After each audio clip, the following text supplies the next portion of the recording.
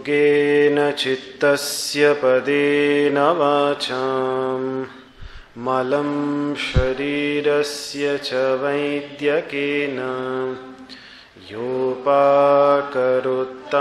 प्रवरं मुनीनां पतञ्जलिं प्राञ्जलिरानतोऽस्मि।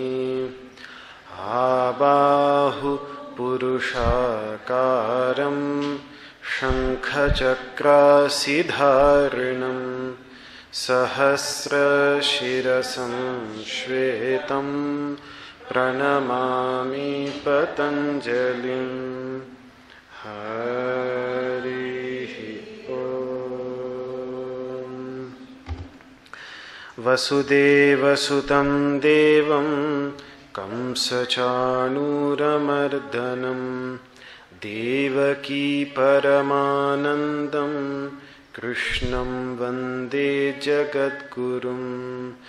सर्वोपनिषदो गावो दोग्धा गोपालनन्दनः पार्थो वत्सः सुधीर्भोक्ता दुग्धं गीतामृतं महत्। ॐ शान्तिः शान्तिः शान्तिः।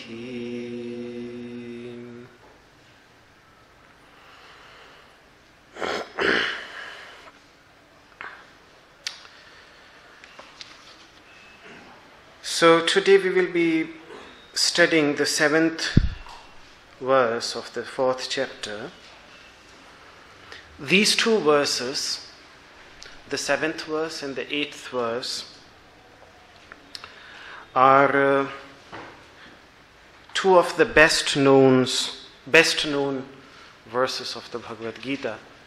Usually everybody in India, mostly everybody in India, knows these two verses by heart, plus one verse from the 2nd chapter, Karmanyevadhikaraste, is also quite frequently heard here in India from people's mouths. These three verses are the best known verses of the whole Bhagavad Gita. The reason for these two verses is that back in the 90s there was this Mahabharat serial. When I remember as a child, the streets on Sunday at 10:30 used to be nearly empty because everybody would be watching Mahabharata at home or at work. That's how popular. And every sequence used to start with these two verses. So for 1 or 2 years, everybody kept on hearing these two verses.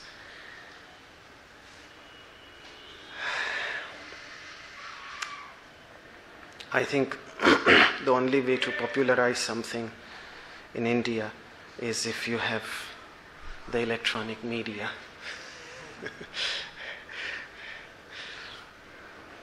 And that is the reason I many times wonder, because there is such a wealth of information about the Vedic culture out of India, in Sri Lanka, in Burma, in Thailand, in Cambodia, in Vietnam, in Indonesia. Yet nobody is aware of it here in India, because it is not taught at school. Somehow when India became independent, some historians were interested in writing history of what they called the Greater India, which means the whole area of Southeast Asia, which had an Indian culture past or still has an Indian culture present at the present moment there. But somehow Jawaharlal Nehru ji, the first Prime Minister, was very much against this idea. So beyond that, all history in India became completely focused only on the country that was created in 1947 and nothing beyond that. So people are mostly not aware of the beautiful temples that are there in Pakistan. For example, Adinatha's temple, whose name is mentioned in Hatha Yoga Pradipika, that temple is in Bangladesh. yet nobody is aware of it. So like this, such a wealth of information is basically neglected, simply because of this reason. So the only way would be to popularize this, is to find a way to popularize these ideas through the mass media, electronic media. So these two shlokas, is it low? Okay, I will speak a little bit louder. That was not part of the class. So. Okay. So these two shlokas, the first one talks about the circumstances, the time in which the divine takes incarnation, in which the divine descends upon this earth, the circumstances, the description of the circumstances. This is given in the 7th verse, and in the 8th one, the purpose of Avatara. Avatara, as I said earlier, we have discussed the term already quite a few times. Avatara means to descend, when the consciousness descends on this planet. To intervene. What kind of intervention that will be, that we will discuss later. So let us pronounce the shloka first. Yada yada, yada yada, yada yada, hi dharmasya, hi dharmasya, hi dharmasya, glanir, glanir, glanir, bhavati, bhavati, bhavati, bharata, bharata, bharata, abhyutthanam, abhyutthanam, abhyutthanam, adharmasya,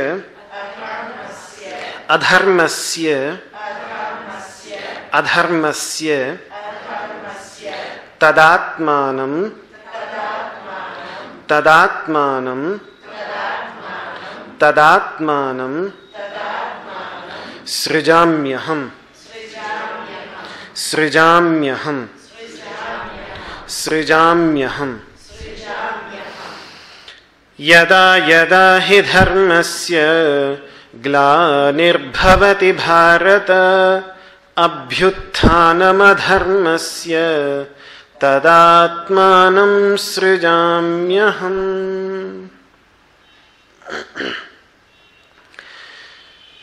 Yada yada hi dharmasya, whenever, yada yada means whenever he indeed, dharmasya glanihi, the decline.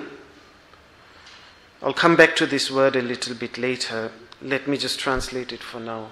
Decline. The decline of dharma, of righteousness.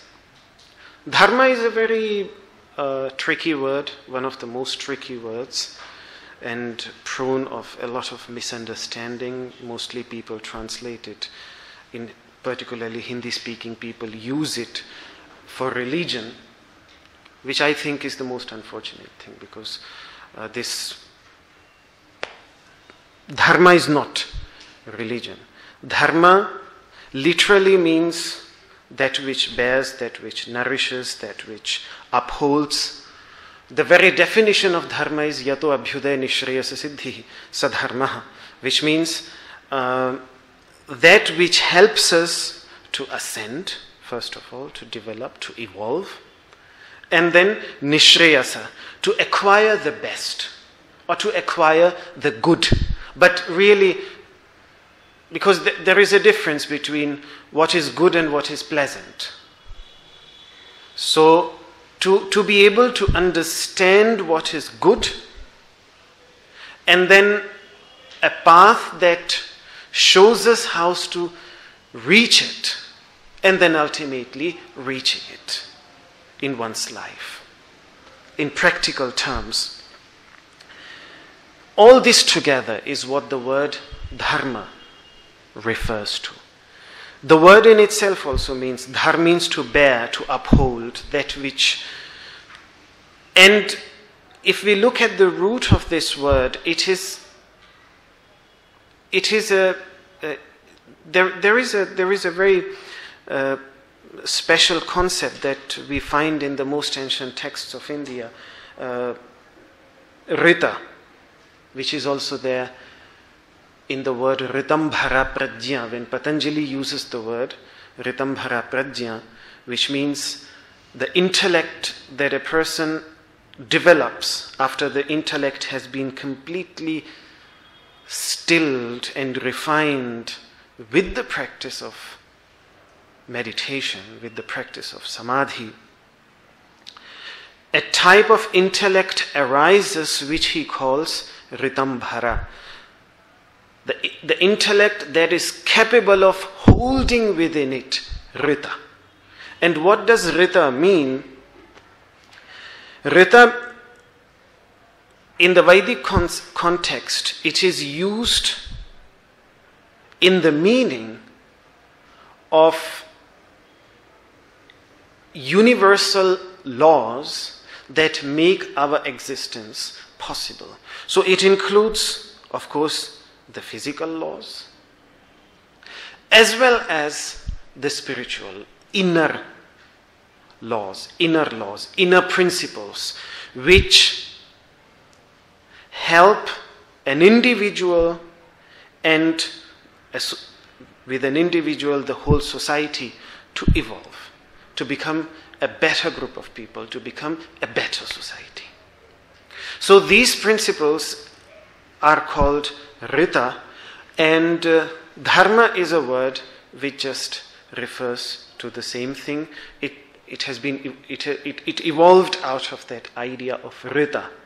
Rita, which has also, but Rita is also, because Rita is also according to the Vedas, it is also the principles that hold the planets in place. They hold the sun in place. The sun follows these laws. The earth follows these laws. Everything in this existence follows these laws. So they also speak of the external physical laws, but at the same time, it also refers to the inner principles following which a person evolves. Because if like the earth stops following the law of gravity, or the sun stops following the law of gravity, what would happen? This is exactly what happens when an individual human being stops following these noble principles. He starts to descend. He starts to fall into an abyss of darkness and ignorance internally. So it is in that sense that Dharma the idea was coined and then slowly developed.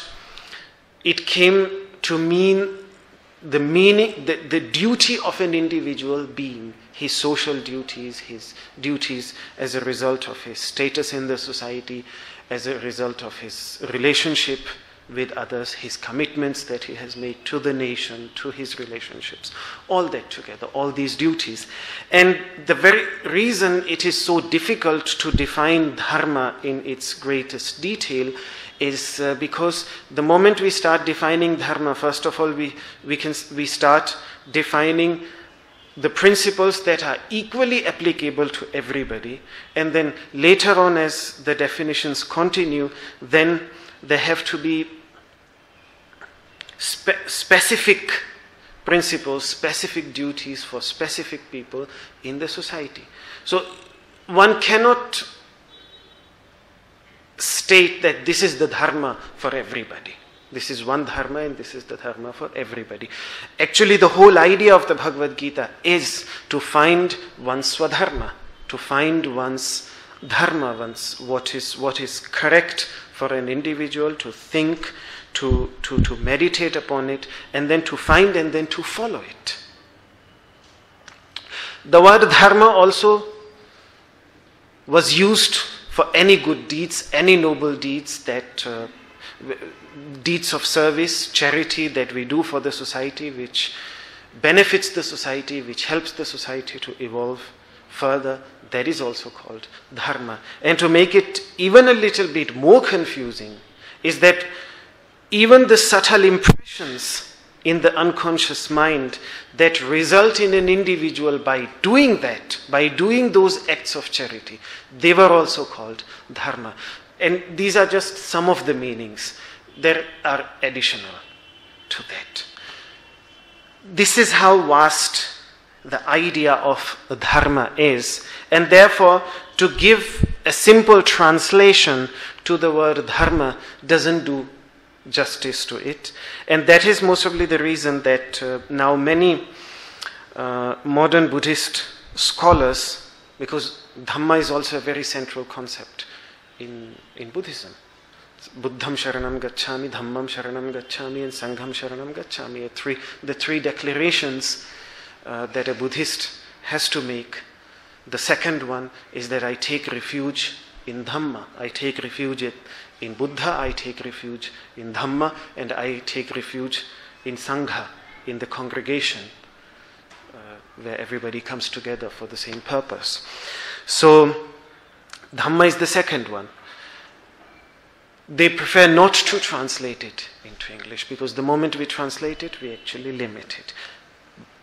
Having said this, if we want to define dharma in one word, the masters have suggested that the only dharma which can be, the only most noble principle which can be used as the supreme touchstone for everything else is dharma if it is in accordance to this, and everything else, even if it seems a noble deed, a good work, but if it is against this, then it is adharma, then it is non-dharma. And so they came up with the idea of ahimsa, non-violence. And that is what we find in the Mahabharata, of which the Bhagavad Gita is a part. Ahimsa paramo dharmaha. 8 times this declaration that ahimsa, non-violence, is the greatest dharma. Patanjali accepts this. That is the reason in his yamas and niyamas, which are nothing but some of the principles of dharma, he puts ahimsa in the very beginning, which I keep on reminding again and again that Veda Vyasa has made it very clear there in his commentary that ahimsa is the supreme principle. The rest of the yamas and niyamas are only meaningful as far as they make us capable of refining our ahimsa, of making it increasingly subtle. And this idea goes back to some of the most ancient masters of the yogic tradition, far, far ancient than Patanjali himself, whose texts have mostly been lost, but just a few sutras remain. And one of these sutras has been quoted there by Veda Vyasa to prove his point. So this tells us that how, and this is what the sutra says, that as a person increases the list of the laws that he practices, the lists of the vows, vratas that he practices, the purpose of increasing that list is only to strengthen, to deepen ahimsa, non-violence. So ahimsa is what, the moment we start speaking of dharma, it is the greatest dharma, the very source of dharma, the very foundation of dharma. So, but it doesn't mean that ahimsa is the only dharma. It's just that ahimsa is the deepest and the highest. Everything else, it can be used to decide everything else. The truth, speaking the truth can be good and can also be bad. It can also be harmful. If it leads to somebody's death, to somebody being killed, then it's very obvious that lying becomes dharma there. So a person has to decide for himself. The supreme touchstone is always ahimsa. If we lie to cheat someone, if we lie to harm someone, then it becomes a form of himsa. That is the reason we are told not to lie. But if we lie to help someone, then it is helping that person. Then we have kept our purpose with ahimsa but at the same time we are being a little bit flexible with other rules. And many of the Mahabharata's discussions are actually about this, that one should not get too rigid with the principles that he follows, as long as the supreme purpose is always Ahimsa. So,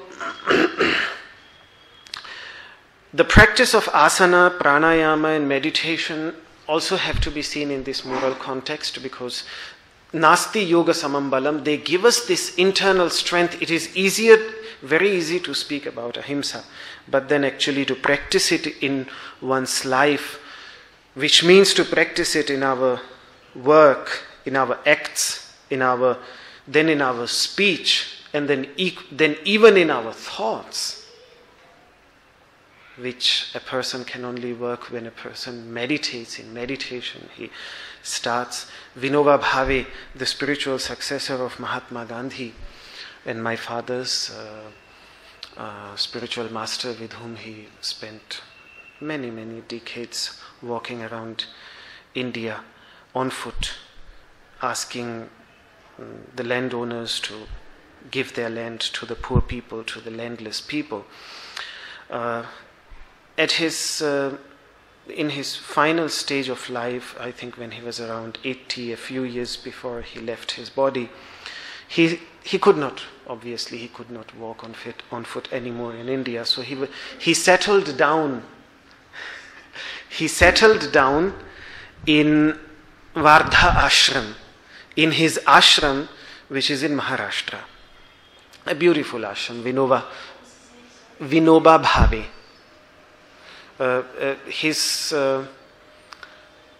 His biography has been written by Kalindi Devi, Moved by Love.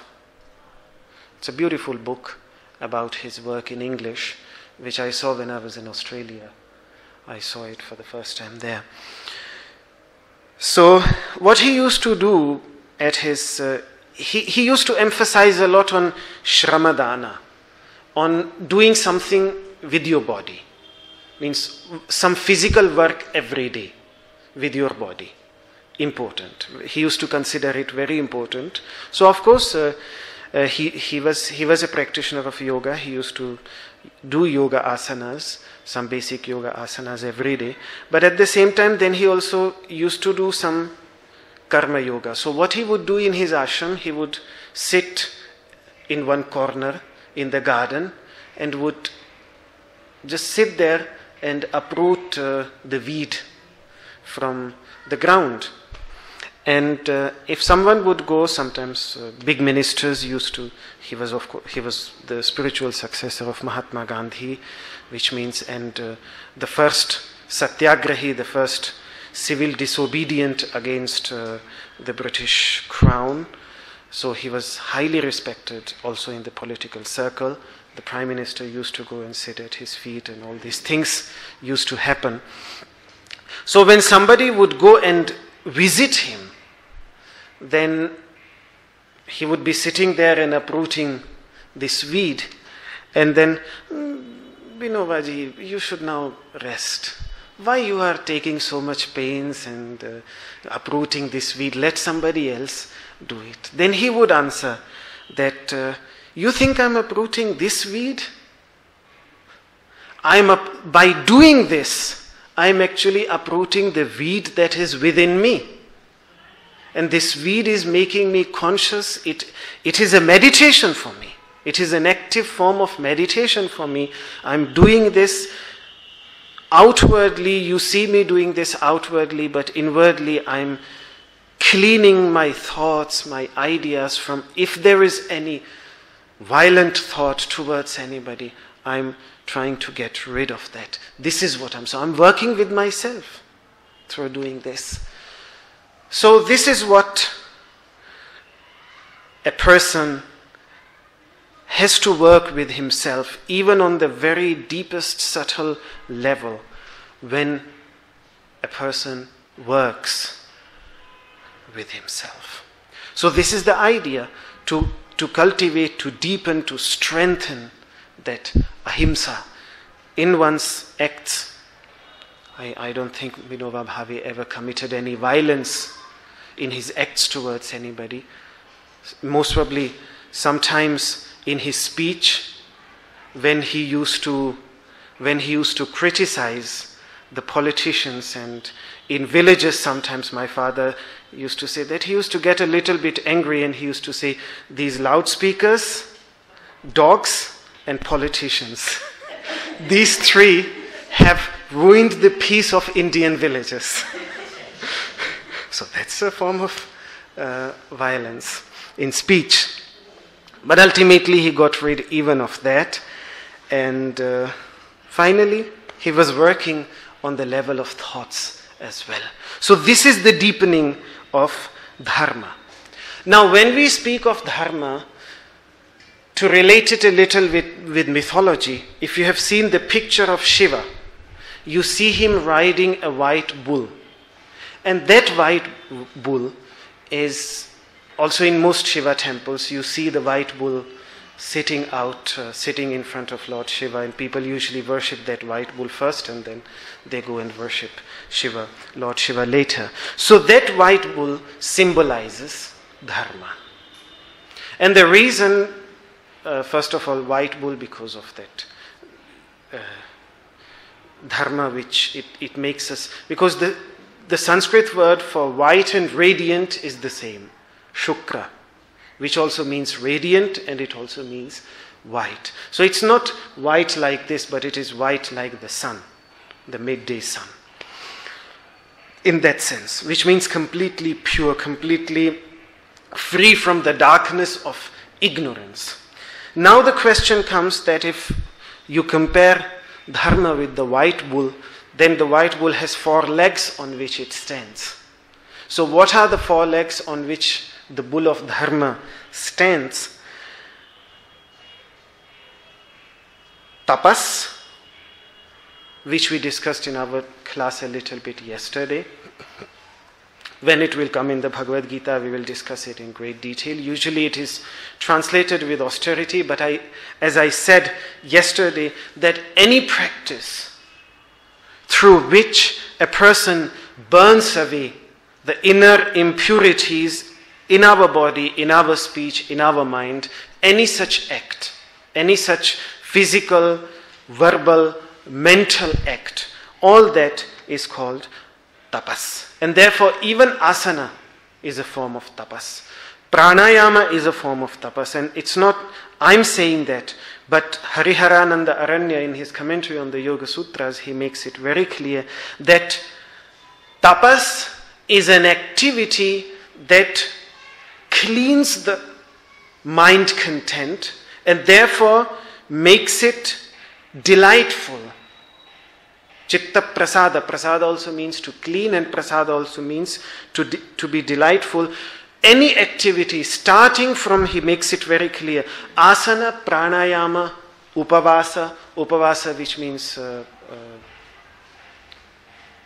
what do you call it? Fasting, yes. Fasting. As long as it is not harmful in the long run, because a little bit of fasting is helpful for the body. Sometimes for inner cleansing it is very good. Even recently I saw many good articles about research which was done, how helpful fasting actually is. They did some wonderful research in Britain about this. So when a person does these activities, there is always a little bit of pain involved in it. That little bit of klesha is there in our asana practice, it is there in upavasa, in fasting, some pain, some discomfort. And the acceptance, the endurance of that pain, of that discomfort, because one of the basic ideas of tapas is actually endurance, to strengthen, to develop one's endurance in our life. To evolve that. So yes, but in the 17th chapter of the Bhagavad Gita and Veda Vyasa in his commentary on the Yoga Sutras, Aurobindo in his letters on yoga, by the way, it's a wonderful book. His letters on yoga, which were, people used to send questions to him. Aurobindo was one of the greatest thinkers of India of the 20th century and a great yogi. He's known as Yogiraj Arabinda in Pondicherry. And his letters on yoga are sometimes very practical and deeply insightful. An amazing book it's in 3 volumes, the whole compilation of letters that he wrote to inquirers in his life. A wonderful book. So there also he explains this beautifully, that there are 2 types of pains, a harmful pain and a good pain.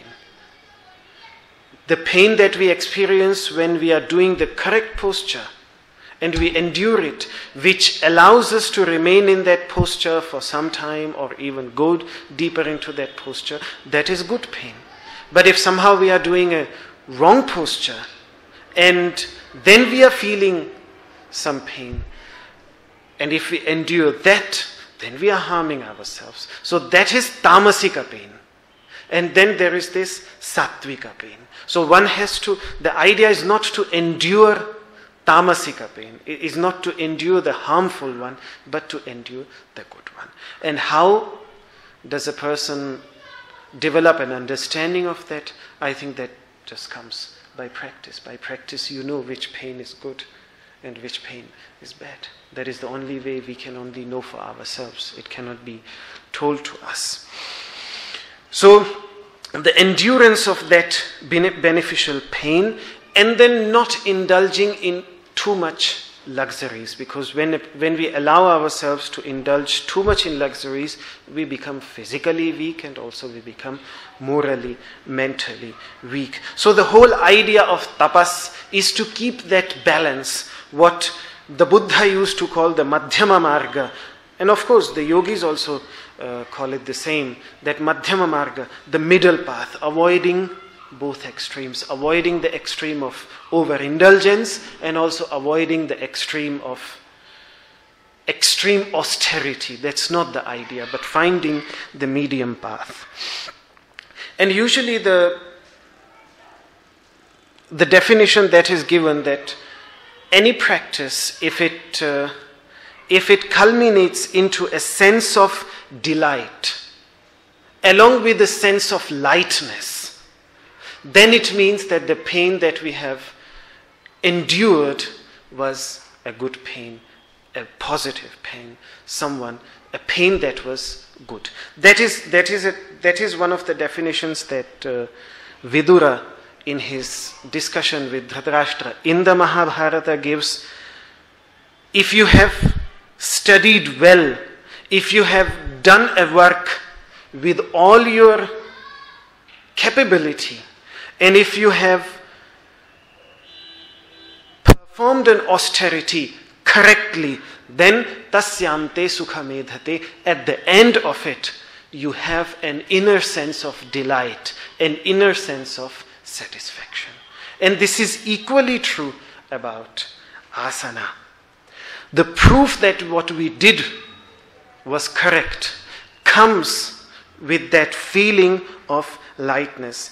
When I was going through the Light on Yoga for the first time, Guruji's Light on Yoga, when he discusses the effects of asana, he makes it very clear. Actually, he writes that the right method of doing asanas brings lightness and an exhilarating feeling in the body as well as in the mind. And then faulty practice causes discomfort and uneasiness within a few days. This is sufficient to show us that something is going wrong. So it's a beautiful line. The same thing is true about tapas, and because asana is a form of tapas, the same is true about tapas as well. So this is the first leg of the white bull. The second one is shaucha. Shaucha, which means cleanliness, external, and more importantly then, internal.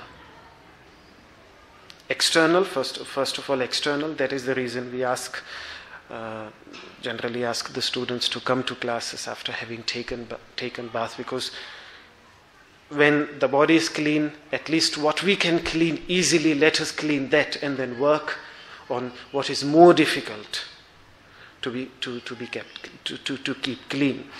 So that shaucha, And that is the second thing, inner cleanliness and outer cleanliness, the second one. The third one is daya, compassion. The third leg of dharma, compassion.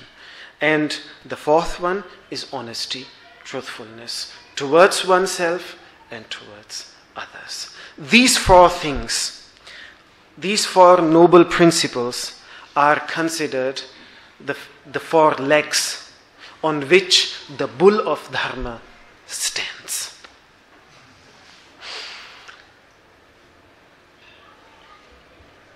There is also a very beautiful idea related to dharma. Since we are discussing it, I thought of mentioning this as well.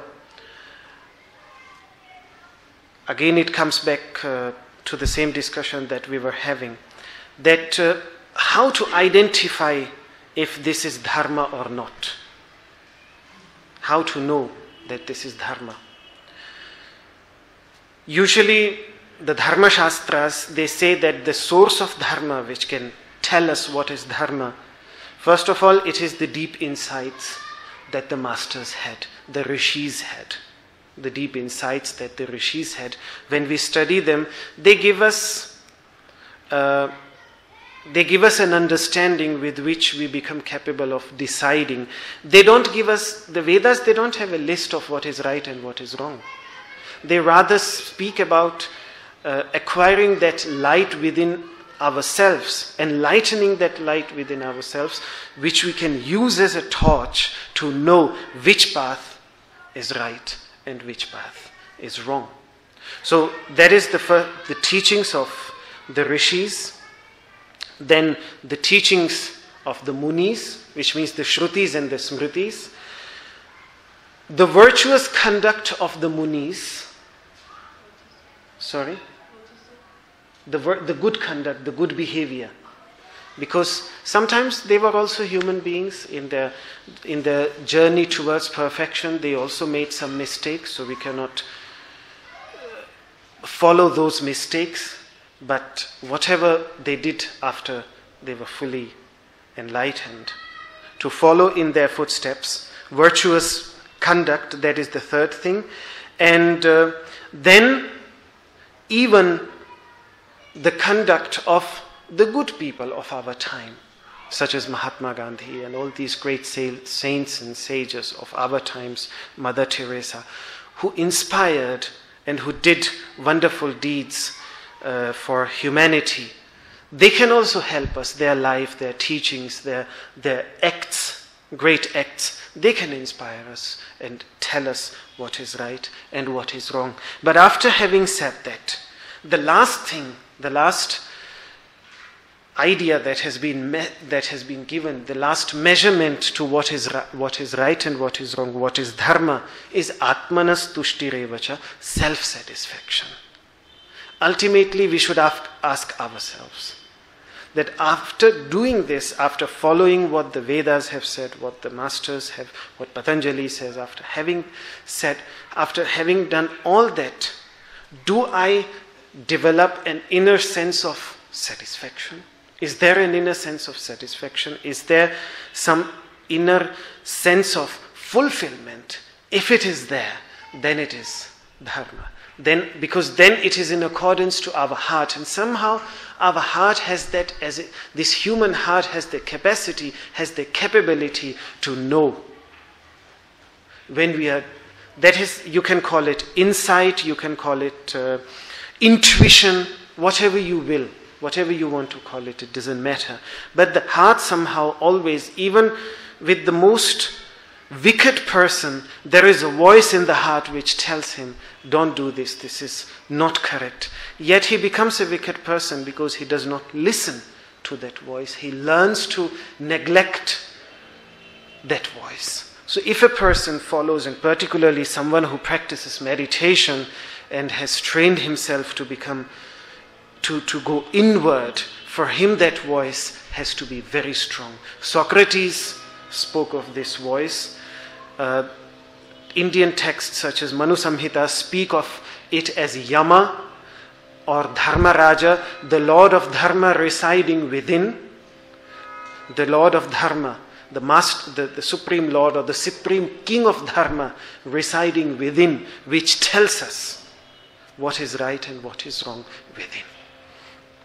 So that is the final touchstone, the final definition of what is right and what is wrong. So it has to be decided very creatively by an individual in his life what Dharma is. The Gita certainly helps us in reaching this conclusion, because Gita is about Dharma.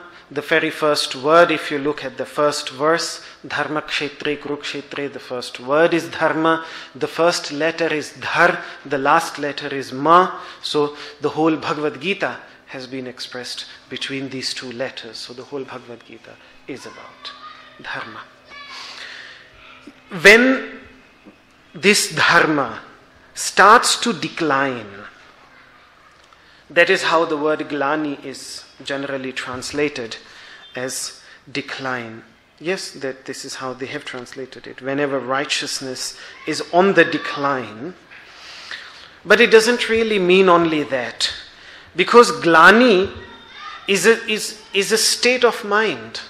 It is state of mind when you are unwilling of doing anything, because you feel sad, you feel uninspired, you feel very low.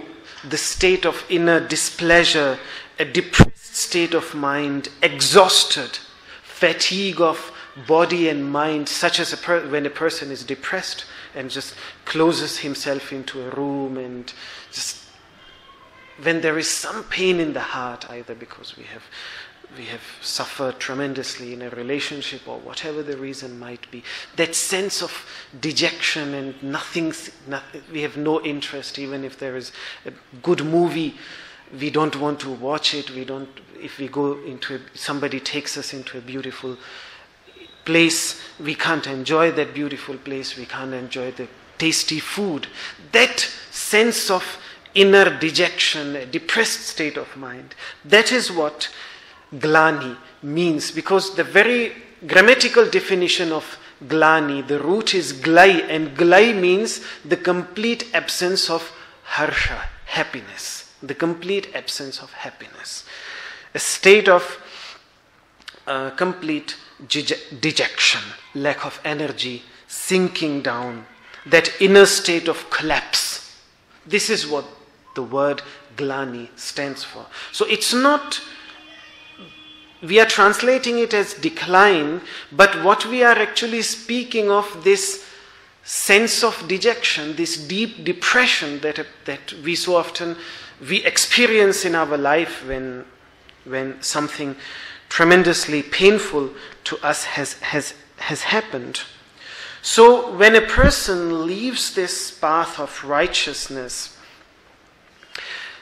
stops following these principles of either he himself or others, do something that is against these noble principles, they create this turbulence which is then experienced by the one who creates it and also by the ones who are around him, who are affected by it, that inner turbulence.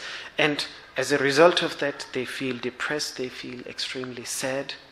It can happen on a social level, it can happen on the national level, it can happen in family, it can happen on all different levels, because it is an individual thing, and a society, a nation, everything is a collection of individuals. So that feeling of a kind of emptiness that a person experienced, which gets expressed in every aspect of life as depression and as lack of enthusiasm, this is what the word Glani stands for. It is an inner property. On the other hand, look at the inner satisfaction that a person finds when they perform good deeds, noble deeds, acts of charity. When we have done, somebody is extremely hungry, we give him a little bit of food, we share our little bit of food. It gives us tremendous inner sense of satisfaction, which is more valuable than anything else. And Glani is the complete opposite of that.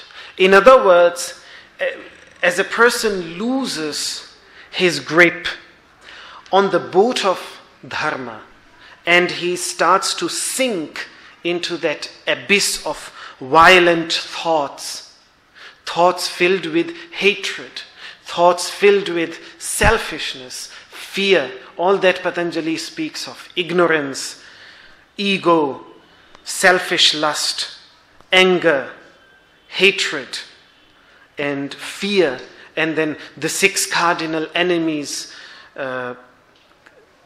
selfish lust, anger, greed. There are different lists given by different masters. Some of them are have the same thing: kama, krodha, lobha, moha, infatuation, lack of clarity in thought, pride, abhimana, and irshya, envy. All these negative qualities. When as a result of those, a person sinks into that abyss of darkness, as a result of that is called dharmasya glani. And this does not happen somewhere out there. It happens within the individual himself. Yada yada hi dharmasya glanir bhavati bharata. So every time when dharmasya glanihi, when the glani of dharma takes place, when it declines, righteousness declines, and abhyutthanam adharmasya, and adharma, the opposite of dharma, these negative vices which lead to tremendous inner suffering, when they arise, when they become strengthened, Sri Krishna calls it adharma, Patanjali calls it vitarka, the opposites of the yamas and niyamas, which according to him, he says, vitarka hinsadayaha, hinsa etc., violence etc. What is vitarka? Violence etc., whether done by yourself, and here the idea of good activism, which Mahatma Gandhi, for example, used to pursue, that if you believe in a truth, then non-violent and good activism is important for our society. And that is something that I have a little bit a problem with some of the modern neo-Vedantic teachers, that everything is fine, everything is good. You just be, you just leave everything out there as it is. Everything is fine, everything is good. Yes, internally the approach is very good. That is what we have to do deep within ourselves. But at the same time, the strength from within and that sense of forgiveness has to come from there. Yet at the same time, it is our duty as an individual of that society to do something, to bring a good change into the external society.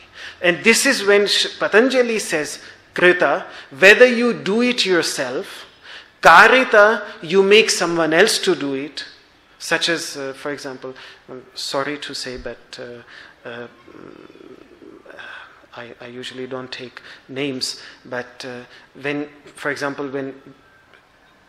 Dalai Lama is one of the, greatest masters, and I have tremendous respect for him, deep respect for all the work that he does, and the fact that he stood with the principle of Ahimsa throughout these years in the case of Tibet and everything. That is amazing. But a little bit is there, that when he is asked, why don't you practice vegetarianism? He says, I'm half vegetarian, which means that we don't kill, as Buddhist monks, we don't kill for ourselves. But if somebody puts it on our plate, then we have it. If somebody else does the killing for us. In places like Tibet, it is completely understandable. It is completely understandable because Tibet is a country where in winter there is no other solution. And someone who is begging from door to door as a Buddhist monk, they have to accept. And the Buddha also, he accepted it sometimes. I mean, when there was no other choice, he accepted. That's how he died. Actually, yes, that's how he died. And but Patanjali would not agree with that. Patanjali would say, even if you have not killed it yourself, it's not only krita, it is also karita. If you made somebody else to kill for you, many people would say, we have just bought it. The butcher did the work. Well, that's not the point. And even acceptance, the third thing that Patanjali says, krita, karita, and anumodita. The third thing, even acceptance, if something is happening in the society, somebody is misbehaving towards someone, if we just walk by and don't say anything, don't try to do at least something about it, then we are neglecting our duty. So, krita, karita, anumodita, the reason is always threefold: lobha, greed, krodha, anger, and moha, lack of clarity in thoughts. The opposites of these dharma or these yamas and niyamas can only arise as a result of any one of these three things.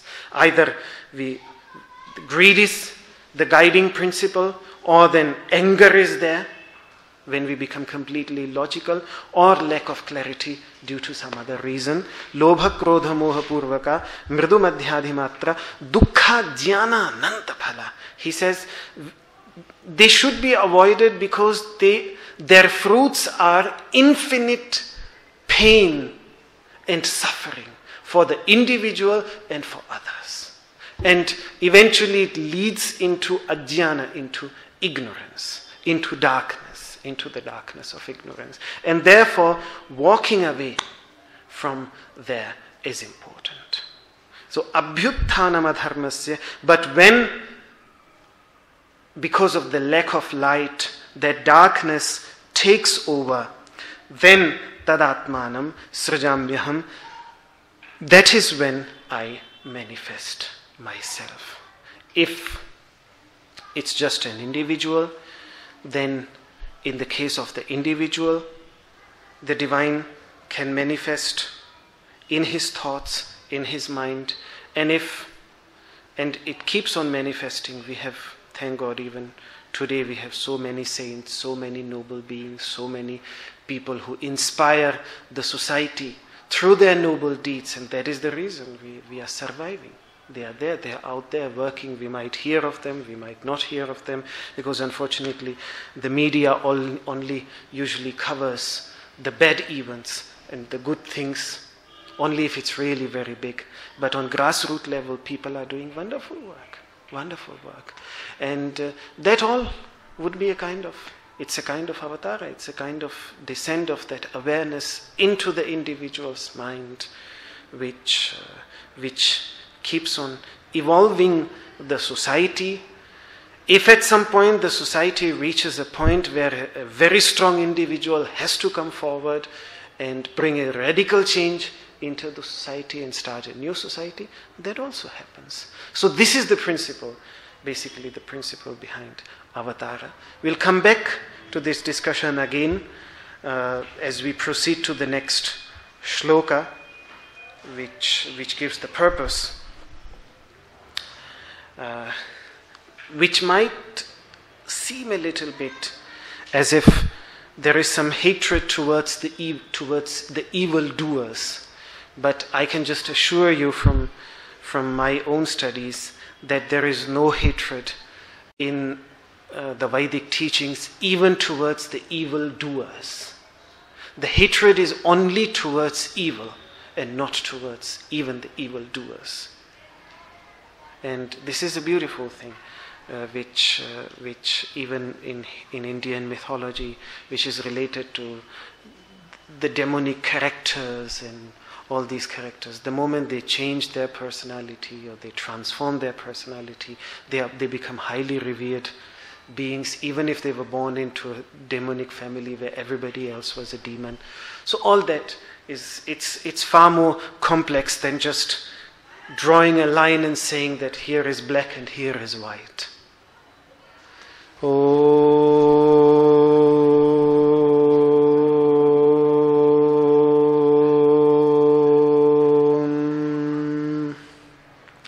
सर्वे भवन्तु सुखिनः सर्वे सन्तु निरामयाः सर्वे भद्राणि पश्यन्तु मा कश्चित् दुःखभाग् भवेत्।